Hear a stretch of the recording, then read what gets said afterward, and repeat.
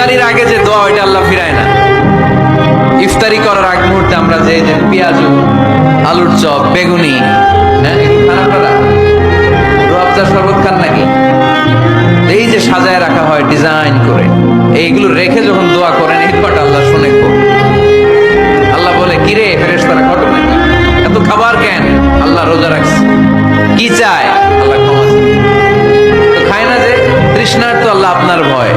আমার দেখছে না, আল্লাহ আপনারা দেখে নাই। জান্নাত দেখে নাই, আমার জাহান্নাম দেখেছে আল্লাহ কিন্তু জানে। তারপর ফেরেশতাদের মুখ থেকে বের করা, সুবহানাল্লাহ বলে। আমার জাহান্নাম দেখেছে কিনা বলো?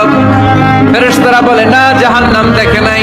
আমার জান্নাত দেখেছে কিনা বলো? জান্নাতও দেখে নাই, কিছুই দেখে নাই, আপনারও দেখে নাই। আল্লাহ এবার খুশি হয়ে যাবে। আমার খুশির জন্য, আমার ভয়ে তৃষ্ণার্ত ক্ষুধার্ত সামনে খাবার হাত